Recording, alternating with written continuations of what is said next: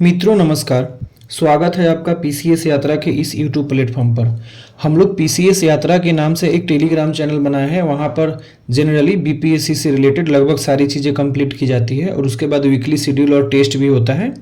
उसी टेस्ट से रिलेटेड यहाँ पर हम फुल लेंथ टेस्ट 7 का एक्सप्लेनेशन करेंगे। ठीक है। दूसरी बात, इस टेस्ट में ये टेस्ट परम आईएएस का है। यहाँ पर सारी कॉपीराइट उन्हीं के पास है। ठीक है। और दूसरी बात कि इस टेस्ट में थोड़ा सा ओनली 1 ओनली 2 जो यूपीएससी का आजकल का पैटर्न है, जो 2023 में बहुत ज़्यादा दे दिया था उन्होंने, उसको फॉलो किया गया है। तो थोड़ा सा लेंदी तो हो ही जाता है उसमें आंसर निकालना, लेकिन उससे घबराना नहीं है। ऐसे ऐसे स्थिति में कट ऑफ जरूर ही कम जाता है। ठीक है। चलिए फिर स्टार्ट करते हैं। 1 से 30 आपको करंट अफेयर्स मिलेगा। हाल ही में जारी QS world university ranking Asia 2025 में भारतीय संस्थान को सर्वश्रेष्ठ किसको मिला है? वो दिल्ली है। नवंबर 2024 में पूर्वी भारत में भारतीय चीन सीमा पर आयोजित होने वाला भारतीय सेना, नेवी, एयरफोर्स की संयुक्त सैन्य अभ्यास का नाम क्या है? पूर्वी प्रहार। बाकी ये देख लो आप लोग। ठीक है।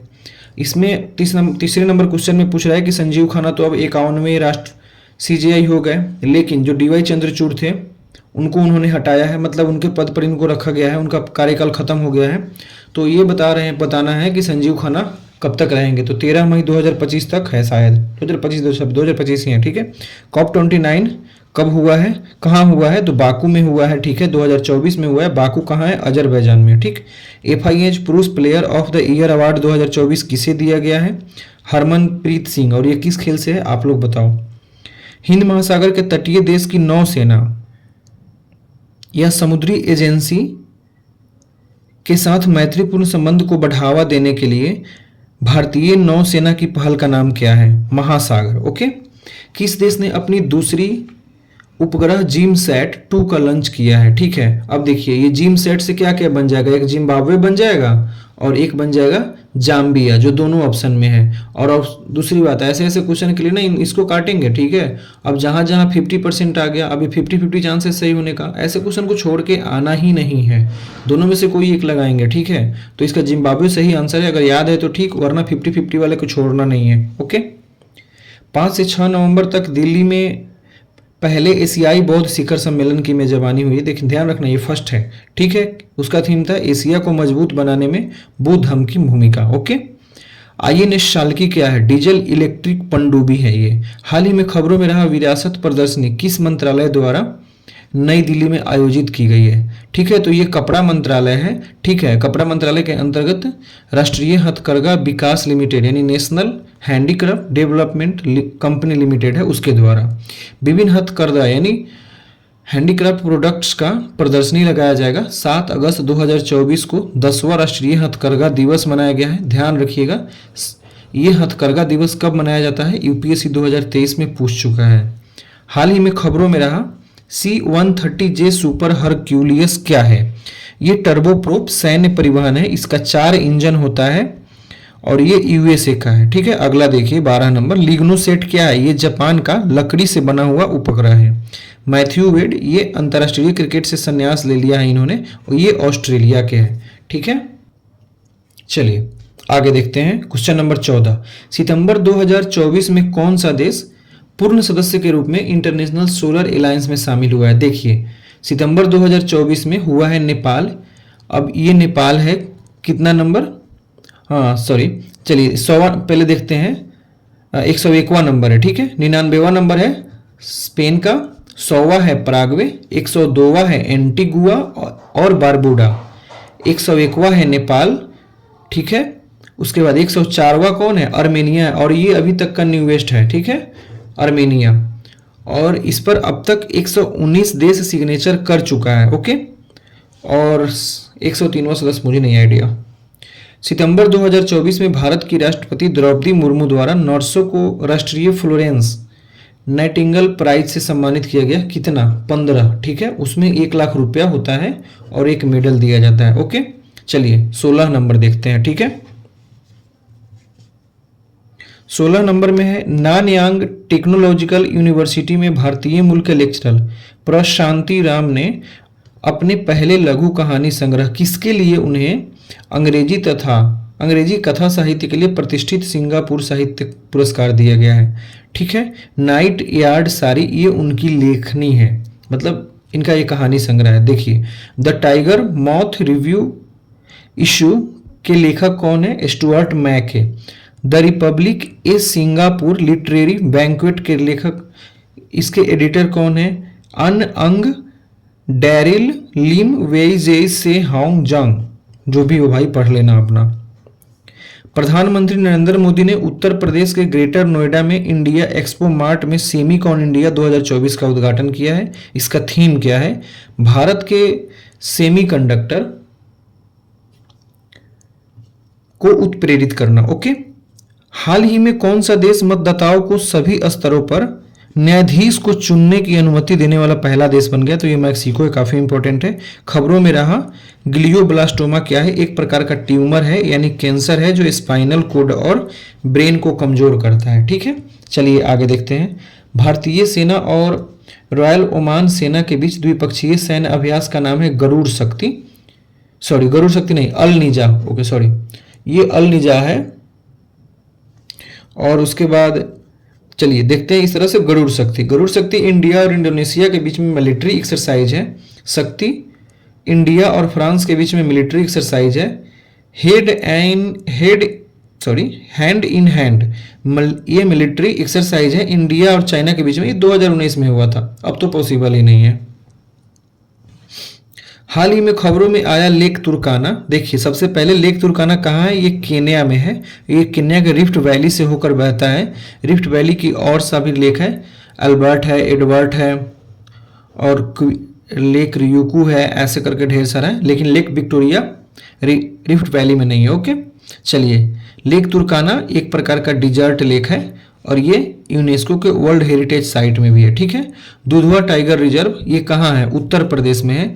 अब दुधवा टाइगर रिजर्व का जहाँ तक हम बात करते हैं तो दुधवा टाइगर रिजर्व बना हुआ है दुधवा नेशनल पार्क और किशनपुर कतरनिया वाइल्ड लाइफ सेंचुरी से। देखिए, दुधवा नेशनल पार्क और किशनपुर कतरनिया वाइल्ड लाइफ सेंचुरी से।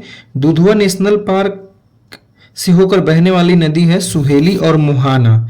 ठीक है, और किशनपुर और कतरनिया घाट वाइल्ड लाइफ सेंचुरी से बहने वाली नदी है शारदा नदी और गेडुआ नदी। और ये चारों नदी यानी सुहेली, मुहाना, गेडुआ और शारदा, ये सब घाघरा की सहायक नदी है। चलिए अगला देखते हैं।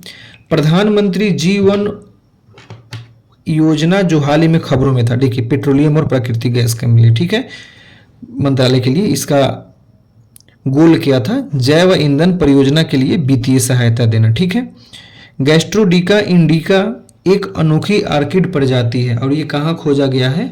ये सिक्किम में देखा गया है। सिक्किम के किस अभ्यारण्य में देखा गया है? ठीक है, ये पूछ रहे हैं, सॉरी, फैम्बोंगलो वन्यजीव अभ्यारण्य। और ये चारों ऑप्शन जो है ना, किंगनुसला अल्पाइन अभ्यारण्य, फैम्बोंगलो वन्यजीव अभ्यारण्य, पंगोलखा वन्यजीव अभ्यारण्य,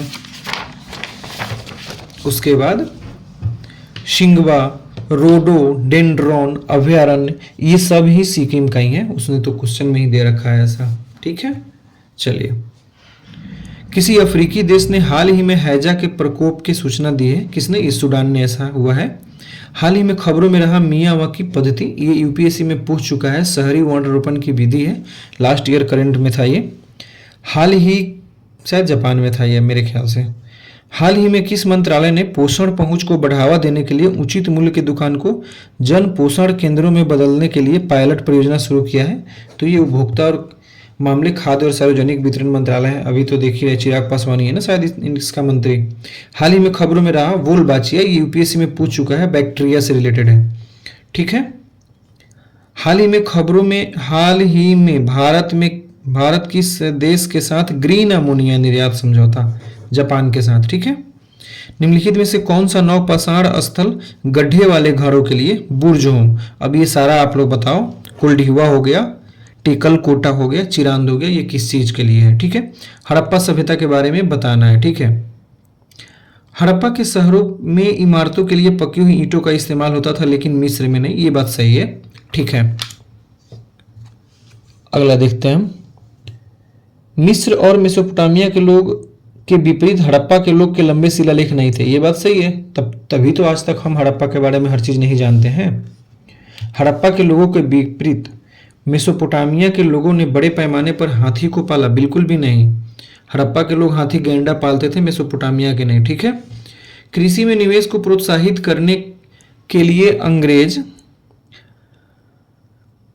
द्वारा अस्थायी बंदोबस्त प्रणाली लागू किया गया। सही है, अंग्रेजों को ये लगता था कि काफ़ी ज़्यादा फायदा हमें नहीं हो रहा है, चलो कृषि में निवेश प्रोत्साहित करेंगे। कृषि का प्राइवेटाइजेशन करने के लिए उन्होंने निजीकरण करने के लिए अस्थायी बंदोबस्त लगाया, लेकिन बाद में पता चला कि अस्थायी बंदोबस्त से तो उन्हें कम मुनाफा हुआ, जमींदारों को ज़्यादा नाफा हो गया, क्योंकि इसमें सूर्यास्त कानून था और सूर्यास्त कानून तो जमींदारों को घाटे के लिए था। दूसरी बात, इसमें सूर्यास्त कानून था जिसमें यह कहा गया कि एक डेट फिक्स्ड कर दिया गया है, उस डेट तक अगर आप अंग्रेजों को उनकी टैक्स को नहीं देते हैं तो आपको क्या कर दिया जाएगा, आपकी जमींदारी खत्म कर दी जाएगी, ठीक है। और इसमें क्या था, 1/11 और 10/11। ये नहीं कहा गया कि कितने टैक्स लेना है, सीधे कहा गया कि जितना आप ले रहे हैं जमींदारों को उसका 1/11 आप दे दीजिए कंपनी को और 10/11 आप खुद के पास रख लीजिए, ठीक है। तो अब कितना देगा कितना नहीं देगा ये तो कोई पहले से अंदाजा नहीं है, इसलिए कंपनी को इसमें घाटा हुआ। खैर, अंग्रेजों को उम्मीद थी कि अस्थायी बंदोबस्त प्रणाली से किसानों के एक ऐसे वर्ग उभरने के मतलब जो कंपनी के प्रति वफादार हो गए। ये बात सही है, इसलिए इसका दोनों कथन सही होगा और सही ही पूछ रहा है। देखिए, एक सबसे बड़ी बात है कि क्वेश्चन पढ़ते समय एक हमें ध्यान देना है, कौन क्या पूछ रहा है, कौन सा सही है कौन सा सही नहीं है, इस पर सबसे बड़ी ध्यान देनी। सबसे पहले उसी को ही अंडरलाइन करना है, ठीक है। अगर 150 क्वेश्चन है, 150 क्वेश्चन में अगर ये पूरा पर आप अंडरलाइन करते हैं तो यकीन मानिए 2 से 3 नंबर तो बढ़ेगा ही बढ़ेगा, ठीक है। चलिए, यंग बंग आंदोलन के बारे में निम्नलिखित कथन पर विचार करिए। यह आंदोलन सुरेंद्रनाथ बनर्जी द्वारा शुरू किया गया था, बिल्कुल भी नहीं, डेरोजियो द्वारा स्टार्ट किया गया था। मतलब वो कौन, विवियन डेरोजियो। इस आंदोलन पर फ्रांसीसी क्रांति का प्रभाव था, बिल्कुल प्रभाव था। यह आंदोलन दीर्घकालिक प्रभाव डालने में विफल रहा, एकदम विफल ही रहा। चलिए, तो कौन सा है, 2 और 3 बी नंबर हो जाएगा। भारत में ब्रिटिश शासन के दौरान कट्टरपंथियों के बारे में वे रूढ़िवादी और समाजवादी की संकीर्ण आलोचना। सही है, उन्होंने आधुनिक पश्चिमी विज्ञान दर्शन साहित्य की शुरुआत। सही है, राजा मोहन राय और अन्य समान विचारधारा वाले सुधारकों ने कट्टरपंथी विचारधारा का विरोध किया। बिल्कुल भी नहीं, क्यों करेगा भाई कट्टरपंथी विचारधारा के विरोध, इन सारे ब्रिटिश शासन के दौरान कट्टरपंथियों के बारे में ही जब बात कही जा रही है, ठीक है। चलिए आगे देखते हैं। 1905 के बंगाल विभाजन, याद करिए बंगाल विभाजन के समय कौन था, लॉर्ड कर्जन था, ठीक है। सही है, लॉर्ड कर्जन। पूर्वी बंगाल और असम के नए प्रांत बनाए गए, ये भी सही है। अब रिठाला आंदोलन, देखिए ऐसे ऐसे क्वेश्चन में क्या करना है, हम लोगों ने बंगाल विभाजन के बारे में इतना सारा पढ़ा है, कहीं भी रिठाला आंदोलन मिला है, नहीं मिला है ना, तो नहीं होगा रिठाला आंदोलन, इसको काटेंगे और आगे बढ़ेंगे, ठीक है। ऐसे ऐसे क्वेश्चन में रिस्क ले सकते हैं थोड़ा, ठीक है। चलिए, गांधी जी ने इनमें से किस गोलमेज सम्मेलन में भारतीय राष्ट्रीय कांग्रेस का प्रतिनिधित्व किया था, दूसरे का किया था, सीधी सी बात है, जब गांधी और इनपैक्ट हो गया तब। कुशीनगर के संबंध में, यह एक महत्वपूर्ण बौद्ध तीर्थ स्थल है, यह बात सही है। ऐसा माना जाता है कि गौतम बुद्ध ने अपना अंतिम उपदेश यहाँ दिया, बिल्कुल भी नहीं, उन्होंने वैशाली में अपना अंतिम उपदेश दिया था। क्या पूछ रहा है, कौन सा सही है, 1 नंबर गलत हुआ, ये भी गलत ये भी गलत। अब दोनों में 2 सही होगा, देखना नहीं है। 3 नंबर, चलिए, वर्तमान कुशीनगर की पहचान मल्ल की राजधानी कुशीनारा, बिल्कुल भी सही है। चलिए, लाल किला 17वीं शताब्दी के मध्य में शाहजहां के शासनकाल के दौरान बनाया गया था, एकदम सही है। लाल किला परिसर में हिस्से के रूप में लाल किले को यूनेस्को में नामित किया गया था, ठीक है, लेकिन है नहीं, वर्ल्ड हेरिटेज साइट थोड़ी है, नहीं है। अकबर लाल किला पर कब्जा करने वाला अंतिम मुगल बादशाह था, बिल्कुल भी नहीं, अकबर के बाद तो यही आया शाहजहां, तो फिर ये क्यों ऐसा कुछ ये फालतू का स्टेटमेंट दे दिया है। रानी गर्डेनलू के बारे में पूछ रहा है, ठीक है। गर्डेनलू एक नागा आध्यात्मिक और राजनीतिक नेता थी, बिल्कुल सही है, ठीक है।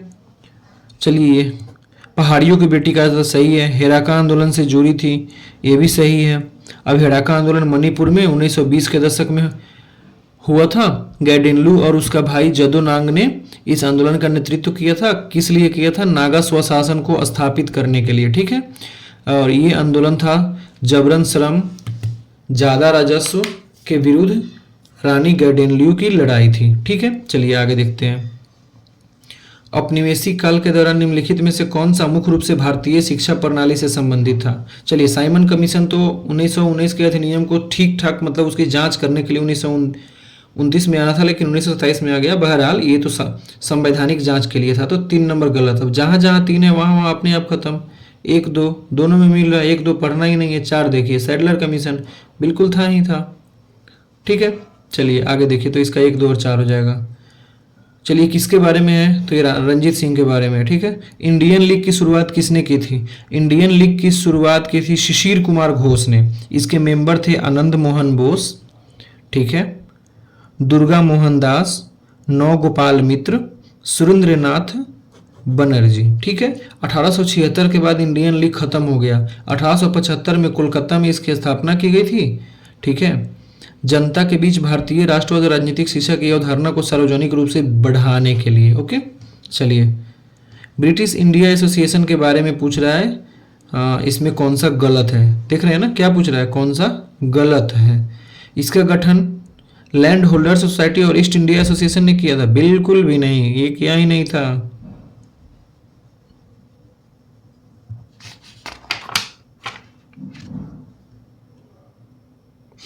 एसोसिएशन का उद्देश्य देश के स्थानीय प्रशासन संसद और ये बात सही है। ठीक है, चलिए, पूछ रहा है महिला आरक्षण की ऐतिहासिक पृष्ठभूमि के बारे में। ठीक है, भारतीय सरकार अधिनियम 1935 में विधायिका में महिलाओं को आरक्षण दिया गया था? दिया ही नहीं गया था। थोड़ा बहुत वोट का अधिकार 1919 में मिला था। ठीक है, लेकिन आरक्षण की बात कही ही नहीं गई थी।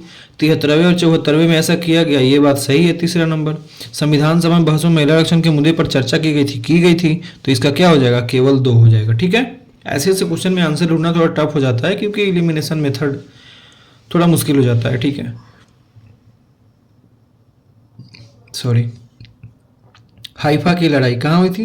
ये रिलेटेड है सिनाई प्रायद्वीप और पैलेस्टीन से। ठीक है, तो यहाँ पर ये अभी इजराइल फिलिस्तीन है ना, इस वजह से ये थोड़े चर्चे में है। ठीक है, अब ये द्वितीय विश्व युद्ध गलत हो गया। सबसे पहले 1 नंबर गलत हो गया। जोधपुर जैसे रियासत के भारतीय सैनिक इसमें आए थे, सही है। हाइफा भूमध्य सागर की सीमा पर स्थित एक उत्तरी इजराइल का बंदरगाह है, सही है। इजराइल का ये बंदरगाह है, इजराइल का शहर है। ठीक है, किस अधिनियम ने मुसलमानों के लिए अलग निर्वाचन पद्धति दिया था? 1909। देखिए, 1909, 1935, 1892, 78, 1773, ये 1778 जो भी जितने सारे एक्ट है उसको एक बार देख लीजिएगा, उसके फीचर्स देख लीजिएगा। ठीक, लैंड होल्डर्स सोसाइटी के बारे में बता रहा है। ठीक है, तो यहाँ पर क्या बता रहा है, देखिए, लैंड होल्डर सोसाइटी की स्थापना ब्रिटिश साम्राज्य में जमींदारों के अधिकारों को बढ़ावा देने के लिए किया गया था। इसके तरीकों में ब्रिटिश अधिकारियों के दबाव के लिए सशस्त्र विद्रोह? बिल्कुल भी नहीं, ये बातें गलत है, इसलिए 1 गलत हो गया। चलिए, ये दूसरा गलत हो गया। और जहाँ जहाँ 2 है वो अपने आप खत्म हो जाएगा। 1 और 3, तो 1 सही है, 1 छोड़ते हैं। लैंड होल्डर सोसाइटी ने भारत में संगठित राजनीतिक गतिविधियों की शुरुआत की, सही है, तो 1 और 3 हो जाएगा। ठीक है,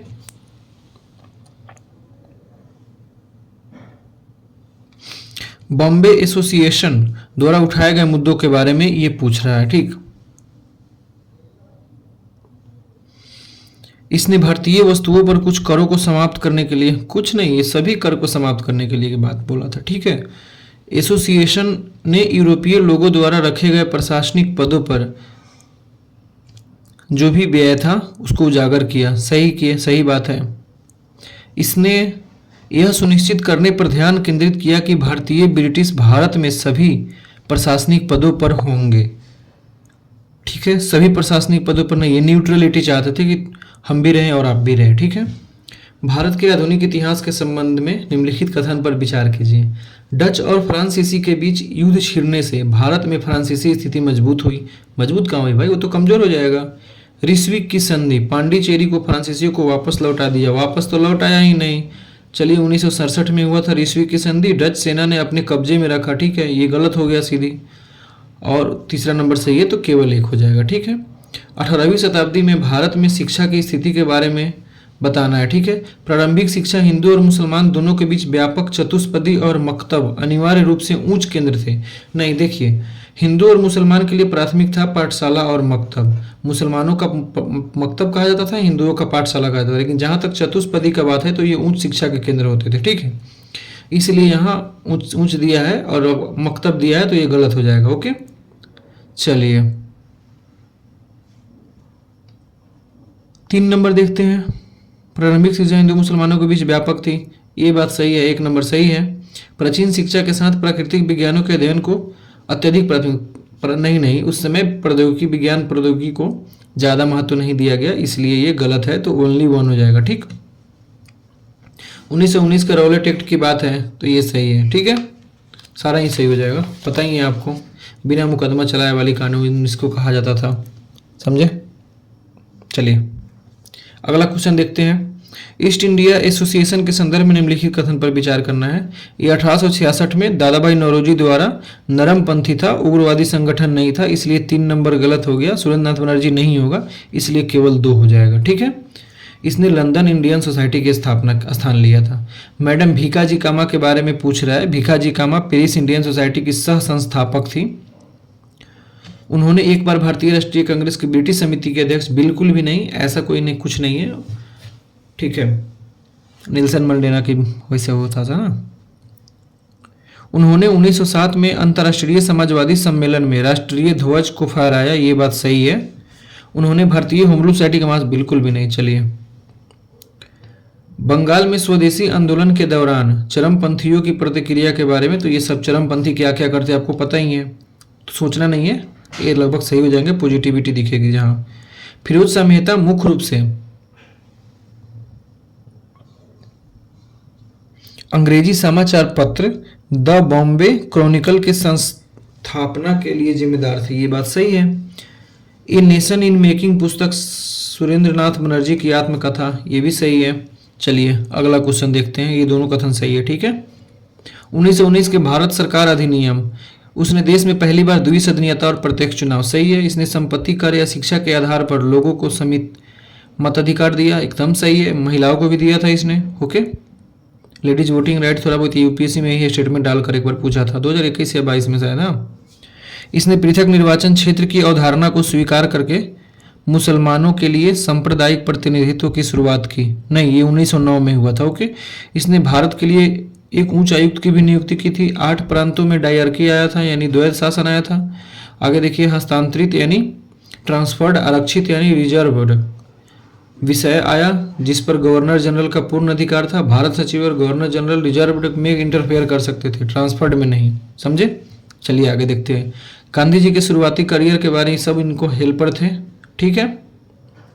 टॉलस्टॉय फर्म, ये गरीबों के लिए था, कहाँ पर था, साउथ अफ्रीका में था। आव्रजन कानूनों की अवहेलना करने के लिए नटाल भारतीयों के ट्रांसफर सीमा पर पार कराना, ये सही है, ठीक है। 1928 की नेहरू रिपोर्ट, मोतीलाल नेहरू, CR दास, ठीक है, उन्होंने पेश किया था, ओके। सभी प्रांतों में मुस्लिमों के लिए आरक्षण, बिल्कुल भी नहीं, सभी प्रांत में नहीं आया, ये बात कही गई थी, ठीक है। 1 नंबर गलत हो गया। यूनियन बनाने की स्थिति, इसमें 19 फंडामेंटल राइट दिया गया था, जिसमें से ये 3 था। महिलाओं के लिए समान अधिकार, यूनियन बनाने की स्वतंत्रता, किसी भी रूप में राज्य का धर्म से अलगाव, ये सब था, ठीक है। चलिए आगे देखते हैं। किस बिंदु पर दाया वेंट्रिकल सिकुड़ता है, वो फुफ्फुसी धम, महाधमनी हो जाएगा। निम्नलिखित में से कौन सा जोड़े सही ढंग से मेल खाता है, ये तो शायद पीवाई की है ना। इनो देखिए, अनिद्रा पहले ही यहाँ पर स्पष्ट है, नींद की समस्या, यानी ये चला जाएगा इसमें, यानी 1 भी गलत 2 भी गलत, जहाँ जहाँ 1 2 है ऐसे ही कट कर दो, 3 और 4 सही हो गया। एनोसीमिया, गंध का आंशिक या पूर्ण नुकसान। डिस्पेनिया, सांस की तकलीफ। चलिए गोलाकार डीएनए के बारे में पूछ रहा है। गोलाकार डीएनए कहाँ होता है, सॉरी क्या होता है, ये एक क्लोज्ड लूप्ड स्ट्रक्चर का निर्माण करने वाला डीएनए होता है। It can be in the form of single और डबल स्ट्रैंड, ये एकल या फिर द्वि स्ट्रैंडेड डीएनए होता है, ठीक है। ये एक टाइप ऑफ सिंथेटिक डीएनए का एक प्रकार है, ठीक है। माइटोकॉन्ड्रिया और क्लोरोप्लास्ट में ये पाया जाता है। उसके बाद प्लाज्मिड जो होता है बैक्टीरिया और अन्य सूक्ष्म जीवों में पाया जाने वाला एक छोटा राउंडेड क्रोमोजोम है, यानी इसको राउंडेड डीएनए भी मान सकते हैं। ठीक है, अगला क्वेश्चन है क्रायोजेनिक इंजन के बारे में, ये न्यूज में था। क्रायोजेनिक इंजन रॉकेट के ऊपरी चरण में उपयोग किए जाने वाले अत्यधिक कुशल प्रणोदन प्रणाली है। ये बात सही है और ये भी सही है। चलिए, ईंधन और ऑक्सीडाइजर के लिए ये लिक्विफाइड गैस का प्रयोग करता है। इस गैस को -150 डिग्री सेल्सियस से भी नीचे रखा जाता है। ठीक है, चलिए, और उसके बाद कर रहा है डब्ल्यूबीसी के बारे में पूछ रहा है। हीमोग्लोबिन के कमी के कारण डब्ल्यूबीसी सफ़ेद होता है, ये बात सही है। डब्ल्यूबीसी रोगजनक के विरुद्ध रक्षा की पहली पंक्ति में नहीं, सेकेंड पंक्ति में होती है। ये पहली पंक्ति में होता है स्किन और टिश्यूज जो होते हैं। ठीक है,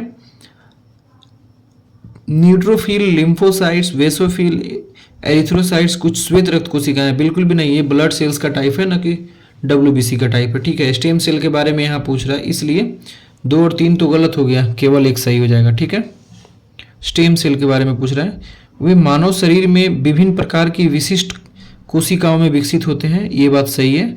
वे केवल भ्रूण के अंदर पाया जाता है, बिल्कुल भी नहीं, बोन मैरो में भी पाया जाता है, आरबीसी डब्ल्यूबीसी में भी पाया जाता है। ठीक है, इसलिए दूसरा कथन गलत हो गया, केवल 1 सही हो जाएगा। एक फोटो इलेक्ट्रिक सेल का उदाहरण है। फोटो इलेक्ट्रिक यानी प्रकाश ऊर्जा को विद्युत ऊर्जा में परिवर्तित करता है। निम्नलिखित कथन पर विचार, युग्मों पर विचार करना है। चलिए उसको देख लेना भाई, समझ नहीं आ रही मुझे। तपेदिक यानी टीबी, ये किस कारण होता है? माइकोबैक्टीरियम ट्यूबरकुलोसिस बैक्टीरिया के कारण होता है, लेकिन यहाँ दिया है स्टैफिलोकोकस ऑरियस, जो कि गलत है। टीबी के लिए संचरण का प्राथमिकरण रक्त है, बिल्कुल भी नहीं, सबसे पहले ड्रॉपलेट होता है, उसके बाद रक्त का स्थान आता है। ठीक है, चलिए, केवल यकृत होता है, बिल्कुल भी नहीं, बहुत सारे अंग हो जाते हैं। यकृत हो गया, फेफड़ा हो गया, कहीं ना कहीं हार्ट पे भी असर पड़ता है। बैसिलस कैलमेट गुएरिन यानी बीसीजी टीबी के लिए होता है, सही है, बच्चों में होता है टीबी के लिए। ठीक है, चलिए आगे देखते हैं। देखिए क्वेश्चन नंबर 71, परमाणु रिएक्टर में उपयोग किए जाने वाले मॉडरेटर। ठीक है, न्यूट्रॉन अवशोषित सामग्री, बिल्कुल भी नहीं, छोटा, ये क्वेश्चन में मुझे गड़बड़ लग रही थी थोड़ी थोड़ी, बाकी सही होगी बट आइडिया नहीं है मुझे इस पर।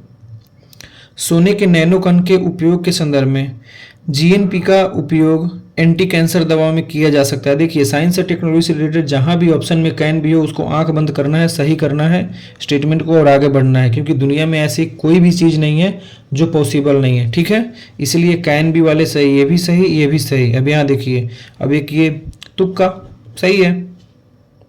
जीएनपी ट्रांजिस्टर के निर्माण के लिए इलेक्ट्रॉनिक्स उद्योग में उपयोगी है। ठीक है, एक दोहरी झिल्ली थैली जिसे क्या कहते हैं? एपिकार्डियम कहते हैं। ये आउटर मोस्ट लेयर होता है हार्ट का, हार्ट की रक्षा करने के लिए। पेरिकार्डियम भी दोहरी ही होता है। ठीक है, चलिए बात रहा प्लूरा का, तो प्लूरा एक थीन लेयर होता है किस चीज़ का? टिश्यू का, जो लाइन बनाता है चेस्ट कैविटी और फेफड़ा को ढकने के लिए। प्लूरा एक थीन टिश्यू होता है, टिश्यू का लेयर होता है जो एक लाइन बनाता है चेस्ट और फेफड़ों के बाहर उसे ढकने के लिए। चलिए इस क्वेश्चन को आप अपने से देखो, मुझे तो इसका आंसर भी मैंने ढूंढा तो मुझे नहीं दिखाई दिया, और एक्सप्लेनेशन में भी कुछ ज़्यादा ये समझ नहीं आया। ओके, मानव शरीर में पाचन तंत्र का सबसे लंबा अंग कौन है? देखिए, ग्रास नली 23 से 37 फीट, छोटी आंत 22 फीट, सॉरी ये सेंटीमीटर है, फीट नहीं है, सेंटीमीटर है। बड़ी आंत 5 फीट, छोटी आंत 22 फीट, पैंक्रियाज 25 सेंटीमीटर, तो कौन हो जाएगा? 22 फीट हो जाएगा। कंकाल का वे भाग जो हड्डी की तरह कठोर नहीं होते और उन्हें मोड़ा जा सकता है, ये कार्टिलेज यानी उपास्थि हो जाएगा। शरीर की प्रतिरक्षा लिम्फोसाइट। ओके, वजन यानी वेट, वेट जी के मान से स्वतंत्र होता है, बिल्कुल भी नहीं, जी यानी ग्रेविटी का ग्रेविटेशनल एक्सीलरेशन। ठीक है, तो चंद्रमा पर देखो 6 गुना 1/6 चंद्रमा और पृथ्वी के बीच का डिफरेंस होता है ना, इस तो जी के मान से स्वतंत्र बिल्कुल भी नहीं है, अदिश भी नहीं है, ये सदिश है, ये हो जाएगा। इसका स्प्रिंग बैलेंस द्वारा निर्धारित किया जाता है। दिए गए विकल्पों में से बच्चों के पितृत्व को स्थापित करने के लिए किस तकनीक का उपयोग किया जाता है? डीएनए फिंगरप्रिंट, तभी पता चलेगा ना कि किसके फादर हैं किसके बेटा हैं। लड़ो और भागो हार्मोन के नाम से किसको जाना जाता है? वो है एपिनेफ्रिन या नॉरपेनेफ्रिन। निम्नलिखित में से कौन सा पहला आनुवांशिक रूप से इंजीनियर हार्मोन है, यानी कि जेनेटिक इंजीनियर? तो ये इंसुलिन हो जाएगा। ठीक है। निम्नलिखित में से कितने पर्यावरण में नैनोकण प्रदूषण के स्रोत है? तो ये सभी हो जाएगा। ज्वालामुखी, समुद्री तट पर सनस्क्रीन लोशन का उपयोग, खनन और शोधन के दौरान कच्चे माल का उत्पादन, प्लास्टिक माइक्रोबीट्स निम्नलिखित में से किस कॉस्मिक उत्पाद में पाए जाते हैं? तो ये सभी में हो जाएगा टूथपेस्ट, सनस्क्रीन, फेशियल स्क्रब। ठीक है। क्रिस्पर केस9 यूपीएससी में कई बार पूछ चुका है। क्रिस्पर केस9 रहता तो वो तो कैंची का काम करता है, और क्रिस्पर का काम है कि इसका फुल फॉर्म आप लोग बताइएगा जरा, क्रिस्पर का क्या होता है? इसका फुल फॉर्म बताना जरा। इसका उपयोग डीएनए अनुक्रम को बदलने और जीन फंक्शन को संशोधित करने के लिए किया जाता है। ठीक है। यह तकनीक बैक्टीरिया के प्रतिरक्षा तंत्र से अनुकूल किया गया। ये भी बात सही है। अमोनियम नाइट्रेट के बारे में, विस्फोटक और उर्वरकों में इसकी उपयोगिता है। अपने आप नहीं जलता है, लेकिन ऑक्सीजन के स्रोत के रूप में कार्य करता है, अन्य सामग्री दहन को तेज कर सकता है। ये भी बात सही है। चलिए 87 एक्वारेजिया क्या है? नाइट्रिक एसिड और हाइड्रोक्लोरिक एसिड का ये इससे तैयार किया जाता है। ठीक है। शायद 1/3 HNO3 होता है ना। बौद्धिक संपदा अधिकार आईपीआर, ये सभी हो जाता है। आईपीआर में क्या होता है? संपदा, रचनात्मक अवधारणा, आविष्कार, औद्योगिक खोज, ब्रांड, प्रतीक, साहित्य, गीत, ट्रेडमार्क, ये सब हो जाते हैं उसमें। ठीक है। मानव शरीर में कौन सा हार्मोन नींद जागने के लिए? प्रोलैक्टिन। देखिए सबसे पहले सबके बारे में समझते हैं। ठीक है। प्रोलैक्टिन किस लिए होता है? ब्रेस्ट डेवलपमेंट और मिल्क प्रोडक्शन के लिए होता है। Cortisol help to respond, stress के प्रति रिस्पॉन्ड के लिए होता है। ठीक है। प्रोजेस्टेरॉन गर्भ, मेंस्ट्रुएशन साइकिल, ये सब के लिए होता है। मेलाटोनिन वो नींद वाली प्रॉब्लम के लिए। ठीक है। ऑक्टेन या ऑक्टेन रेटिंग संख्या किसके द्वारा मापा जाता है? आंतरिक दहन द्वारा क्या मापा जाता है? सॉरी, आंतरिक दहन वगैरह दस्तक के विरोध करने के ईंधन की क्षमता के लिए। हमारे सौर मंडल के संदर्भ में बताना है। बुध का घनत्व तो पृथ्वी से थोड़ा अधिक है, बिल्कुल भी नहीं। पृथ्वी का थोड़ा ज्यादा है। बुध का 5.44, पृथ्वी का 5.51। मंगल और बृहस्पति, ये बात सही है। सूर्य की परिक्रमा करने में पृथ्वी से अधिक समय लेता है, क्योंकि ये पृथ्वी से बाहर है। पृथ्वी के बाद मंगल, फिर बृहस्पति। फोबोस, गेनीमेड और टाइटन क्रमशः बृहस्पति के नहीं, बृहस्पति, बुध और शनि। बुध का तो कोई है ही नहीं। सौर मंडल के सभी ग्रह पूर्व से पश्चिम की ओर अपनी धुरी पर घूमते हैं, बिल्कुल भी नहीं। वीनस और यूरेनस पूरब से पश्चिम, बाकी सारे पश्चिम से पूरब ही घूमते हैं। समझे? चलिए आगे देखते हैं। भूकंप के संबंध में निम्नलिखित कथन पर विचार कीजिए। सभी प्राकृतिक भूकंप स्थल मंडल में आते हैं, ये बात सही है। सतह पर उच्च तरंग आयाम के कारण गहरे केंद्रित भूकंप होते हैं। जब उच्च तरंग आयाम होगा तो नहीं होगा, वो निम्न तरंग आयाम में बहुत विनाशकारी होता है। दुनिया के कुल भूकंपों का 65% सरकम पैसिफिक बेल्ट में पाया जाता है, ये बात सही है। और ज्वालामुखी भी वही है, तो केवल 2 सही हो जाएगा। मृदा अपर्दन के संदर्भ में बताना है एक। मुझे ये तो आउट समझ नहीं आया मुझे ये क्वेश्चन। ठीक है, या तो मैं कुछ वर्ड नहीं समझ पाया हूँ, सॉरी। तापमान व्युत्क्रम, देखिए क्या होता है कि क्षोभ मंडल में हमेशा ऊंचाई बढ़ेगा, जैसे जैसे ऊंचाई बढ़ेगा टेम्परेचर वैसे वैसे बढ़ता जाएगा। ठीक है, लेकिन कभी कभी ऐसी स्थिति होती है आप ऊपर जाएंगे तो टेम्परेचर कम होगा, उसी को बोलते हैं थर्मल एनामली। ठीक है, तो ये हो गया तापक्रम व्युत्क्रमण, तो ये बात सही है। ध्रुवीय क्षेत्र में तापमान उत्क्रम व्युत्क्रमण एक लगातार होने वाली घटना है, ये बात सही है। ठीक है, उष्णकटिबंधीय, चलो आप एक क्वेश्चन बताओ, ध्रुवों पर क्षोभ मंडल की मोटाई कितनी होती है? उष्णकटिबंधीय चक्रवात के बारे में निम्नलिखित कथन पर विचार कीजिए। उष्णकटिबंधीय चक्रवात भूमि और समुद्र दोनों पर उत्पन्न हो सकते हैं, बिल्कुल सही है। उष्णकटिबंधीय चक्रवात आमतौर पर पूरब से पश्चिम, बिल्कुल भी नहीं है, पश्चिम से पूरब। ठीक है, उष्णकटिबंधीय चक्रवात की हवा की दिशा का पैटर्न उत्तरी गोलार्ध में एंटी क्लॉकवाइज होता है, ये बात सही है, केवल 2 हो जाएगा। ठीक है, गायोट्स क्या है? गायोट्स ऑलमोस्ट सी माउंट जैसा ही है, इसलिए ये गलत हो जाएगा, समझे? और ये क्या होता है? सी माउंट सपाट नहीं होता है, नुकीला होता है। एटॉल उष्णकटिबंधीय महासागर में पाया जाने वाला कम रिंग के आकार के द्वीप, ये सही है, इसलिए केवल 1 हो जाएगा। जेड मोड वाला सुरंग अभी चर्चा में था। ये कहाँ बनाया जा रहा है? जम्मू कश्मीर में बनाया जा रहा है। ये कनेक्ट करेगा सोनमार्ग हेल्थ रिजॉर्ट को कंगन टाउन से जम्मू कश्मीर में, ठीक है। ये जेड ऐसा है। हिमालय पर्वतमाला के संदर्भ में बताना है। देखिए सिंधु, पहले यहाँ पर देखते हैं। ये है सिंधु नदी, ये है सतलज नदी, ये है काली नदी, ये है तीस्ता नदी, ये है दिहांग नदी। सिंधु और सतलज के बीच को पंजाब हिमालय, सतलज और काली के बीच को कुमाऊं हिमालय, काली और तीस्ता के बीच को नेपाल हिमालय, तीस्ता और दिहांग नदी के बीच को असम हिमालय की संज्ञा दी जाती है। तो ये 1 नंबर सही है। सतलज और काली नदी के बीच स्थित क्या है? देखिए सतलज और काली के बीच कुमाऊं, सही है। तीस्ता और दिहांग के बीच में देखिए क्या है? असम है, सही है, ठीक है। तो ऑल सही हो जाएगा। अब ये बताना है सतपुड़ा, देखिए कहाँ कहाँ, ये मतलब कहाँ से जाना है इसको? उत्तर से दक्षिण, यानी नॉर्थ टू साउथ, ठीक है। देखिए सतपुड़ा पर्वतमाला महाराष्ट्र, मध्य प्रदेश, गुजरात, इस वजह से इस सजा लीजिए, जगह का नाम ही तो है। चलिए आगे देखते हैं। महेंद्रगिरी पूर्वी घाट, उड़ीसा में है तो पूर्वी घाट ही होगा। डोडा बेटा शिखर को इलायची की पहाड़ी नहीं कहते हैं, कार्डमम को इलायची की पहाड़ी कहते हैं। डोडा बेटा जो है पश्चिमी घाट की सबसे ऊंची चोटी है ना शायद सॉरी। अनाईमुड़ी नीलगिरी पहाड़ी नहीं, अनाईमुड़ी केरला में है, ठीक है। चलिए धूपगढ़ महादेव की पहाड़ी, ठीक है, पंचमढ़ी में है, ये मध्य प्रदेश में, ये सही है, ओके। गंगा नदी प्रणाली के संदर्भ में निम्नलिखित कथन पर विचार करिए। देव प्रयाग भागीरथी और अलकनंदा के मिलने से बनता है, सही है। विष्णु प्रयाग धौली गंगा और अलकनंदा के मिलने से बनता है, ये भी सही है। रुद्र प्रयाग पिंडर अलकनंदा के मिलने से बनता है, नहीं। रुद्र प्रयाग अलकनंदा और मंदाकिनी के मिलने से बनता है, और पिंडर अलकनंदा बनता है, पिंडर और अलकनंदा जब मिलता है तो कर्ण प्रयाग बनता है, ओके। चलिए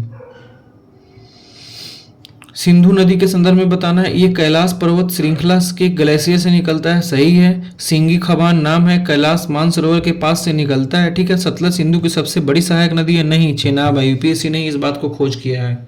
एक बार उसने क्वेश्चन पूछ दिया था कि सारी नदियां सिंधु की जितनी सहायक नदी है वो जाकर चेनाब में मिलती है, ठीक है। उसके बाद से ये हो गया।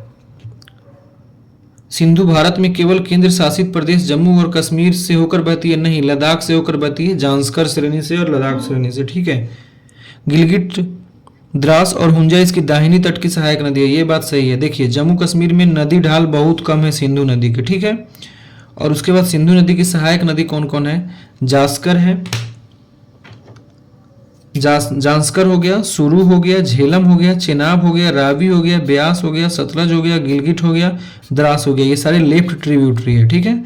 श्योक हो गया, गिलगिट हो गया, हुंजा हो गया, स्वात हो गया, उसके बाद कुन्नार हो गया, उसके बाद कुर्रम हो गया, गोमल हो गया, काबुल हो गया। ये सारा क्या है? राइट ट्रिब्यूटरीज है, ठीक है। चलिए और इसका फ्लोज कहाँ? लद्दाख और जांस्कर श्रेणी में होता है, ठीक है।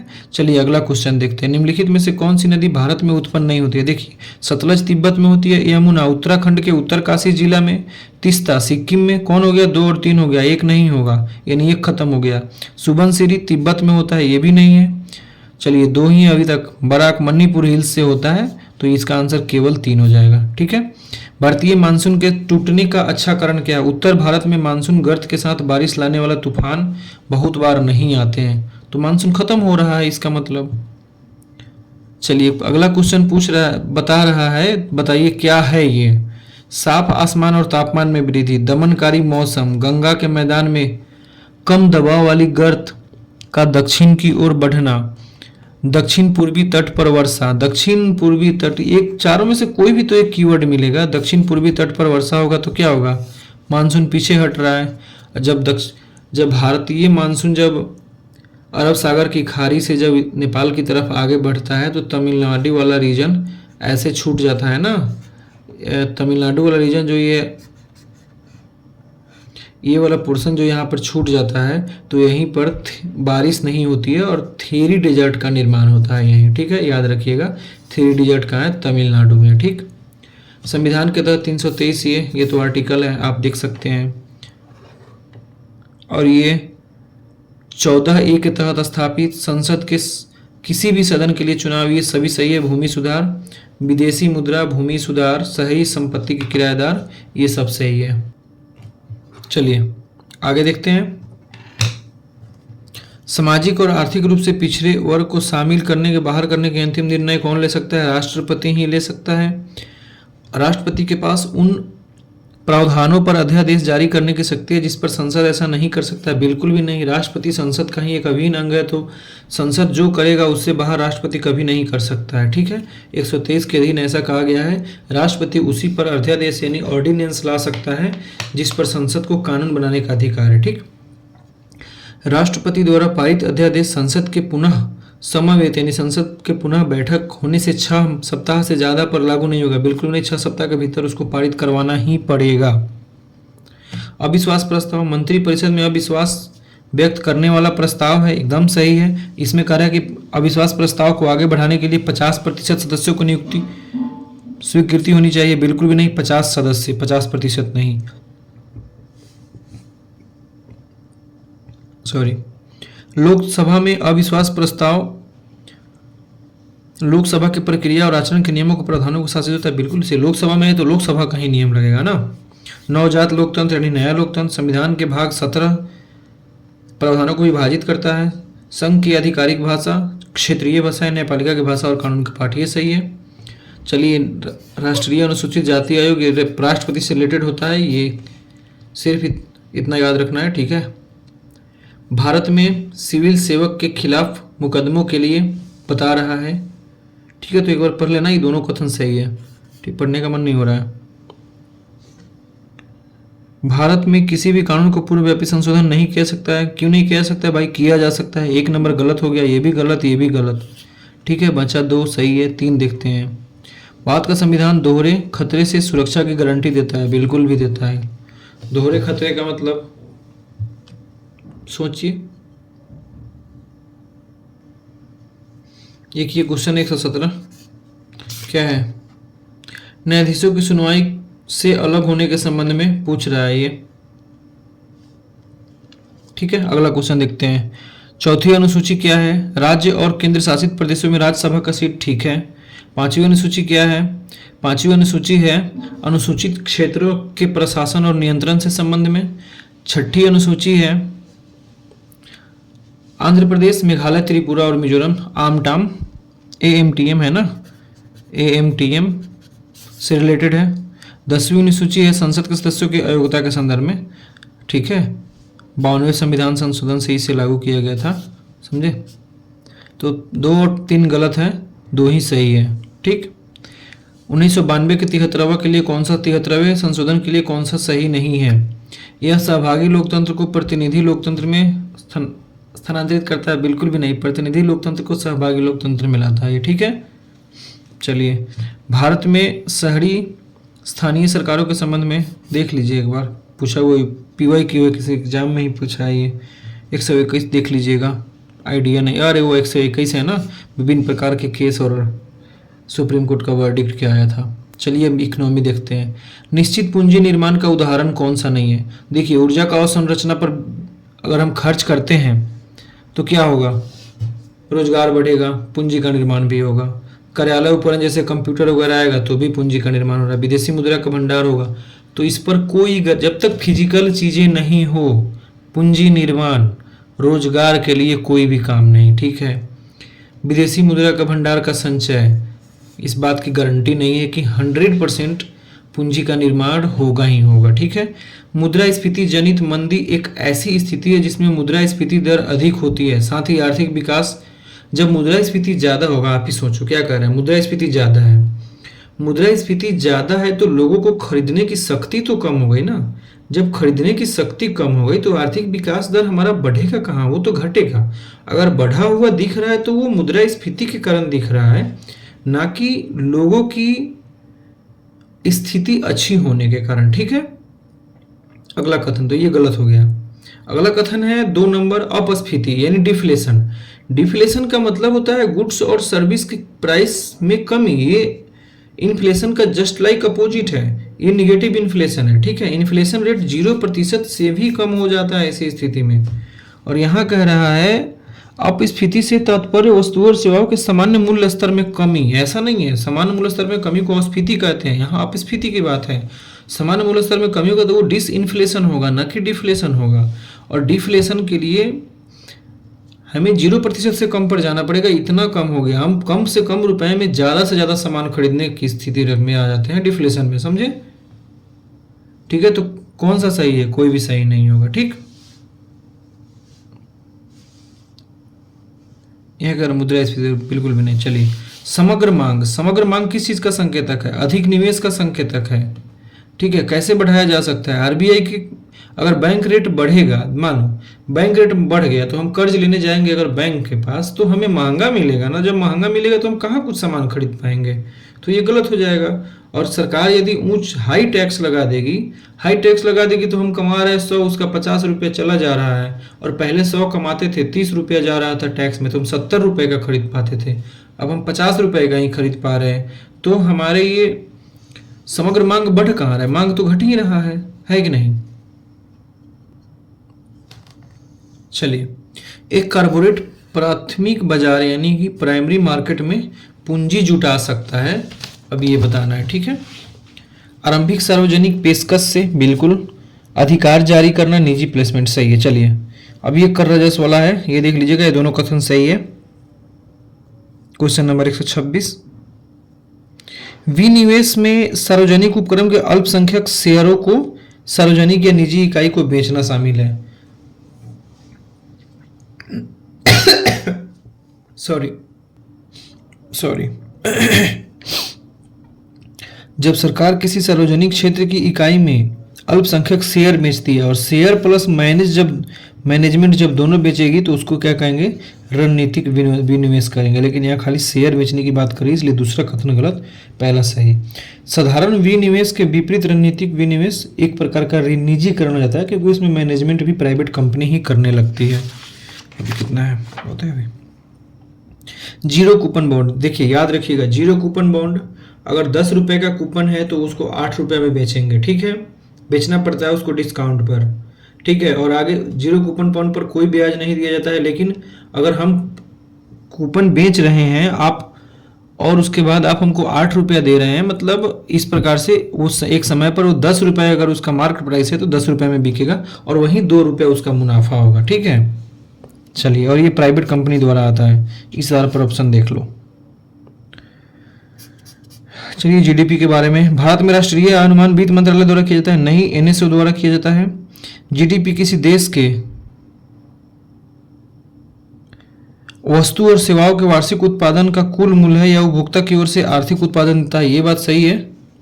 जीबीए एक व्यक्तिगत उत्पादक उद्योग या क्षेत्र द्वारा जीडीपी के लिए एक योगदान का उपाय, सही है।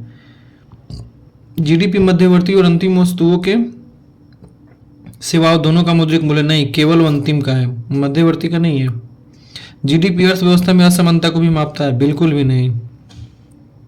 एफआरबीएम एक्ट के बारे में है, ये सारा सही है। ठीक है, बॉन्ड यील्ड के बारे में बस समझ लो। बॉन्ड यील्ड क्या होता है? बॉन्ड की प्राइस का अपोजिट होता है।